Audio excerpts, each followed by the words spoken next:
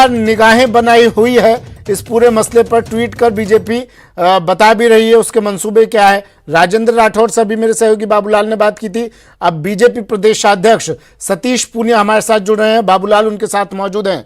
Babulal, over to you.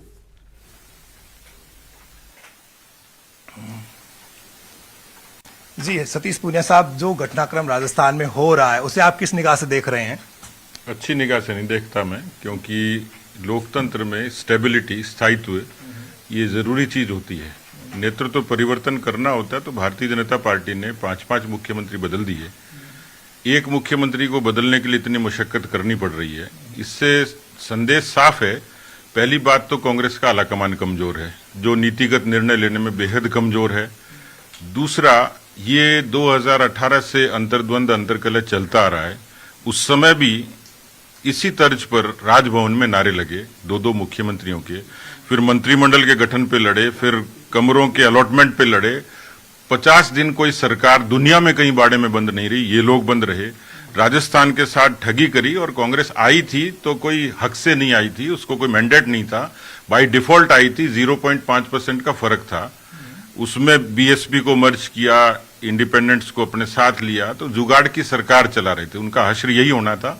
लेकिन राजस्थान का दुर्भाग्य है कि 4 साल तक ऐसी सरकार काबिज रही जिसने विरासत में 8 लाख मुकदमे दिए, प्रतिदिन 17 बलात्कार दिए, 7 हत्याएं दी, किसानों की आत्महत्याएं दी, 9,000 किसानों की जमीनों की नीलामी दी, 32% बेरोजगारी दी, हर 12 किलोमीटर पर भ्रष्टाचार दिया। तो कुल मिलाकर इस सरकार का हश्र यही होना था।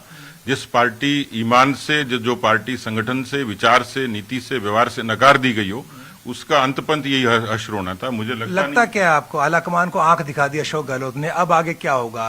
क्या वो राष्ट्रीय अध्यक्ष बनेंगे? आपका मन क्या कह रहा है?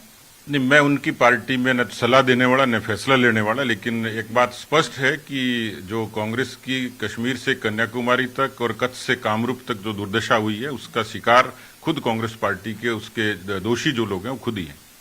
सचिन पायलट के लिए रास्ते बंद कर दिए एक तरह से अशोक गहलोत ने। कहीं भविष्य में अब सीएम बनने की संभावना नहीं है? एक मौका फिर आया था लेकिन वो भी अब निकल गया हाथ से। देखिए, वक्त की बात है कौन किसके रास्ते बंद करता है, लेकिन मुझे पीड़ा है कि इस पूरे एपिसोड से राजस्थान की जनता को नुकसान हुआ और उसके लिए फिक्रमंद है हम लोग। बीजेपी पिछली मर्तबा 2 साल पहले बहुत एक्टिव थी, इस बार सीन से आप लोग दूर क्यों हैं? देखिए, हमने सब जनता के ईमान पर छोड़ दिया। हमारे ऊपर इल्जाम गलत था, ने हमने पहले किया, लेकिन जो घर टूटना चाहे, जो सरकार गिरना चाहे, हमने कोई उनको बचाने का ठेका नहीं लिया था। इसलिए हमारे लिए जो हम देख रहे हैं वो क्या करना चाह रहे हैं। लेकिन जैसा मैंने कहा कि ये फिक्र जरूर है कि इस अनस्टेबिलिटी का, इस अस्थायित्व का नुकसान राजस्थान की गवर्नेंस को हुआ, जनता को हुआ है। क्या आपको लगता है राजस्थान की सरकार अब काम ठीक से नहीं कर पाएगी? फिर से 2 गुट वहीं आमने सामने टकराव के हालात, ऐसे में विकास जो है, जो वादे इनके हैं वो पूरे नहीं हो पाएंगे? नहीं, पहले कौन सा रामराज्य ले आए थे जब 55 सालों में लूट और झूठ का खेल खेला? 4 साल से राजस्थान को नरक बना दिया इन लोगों ने। लेकिन अशोक गहलोत तो आलाकमान बनने जा रहे हैं, क्या आपको लगता है अब भी आलाकमान उनको उस कुर्सी तक पहुंचने देगा? अच्छा है, बची खुची कुछ प्रदेशों में बची है, तो यदि वो बहादुर शाह जफर होते हैं कांग्रेस के तो मुझे खुशी होगी। ये थे बीजेपी के प्रदेश अध्यक्ष सतीश पूनिया। रुझान आने प्रारंभ, किस तरह के रुझान आ रहे हैं? ये उसमें हम कुछ नहीं बोल।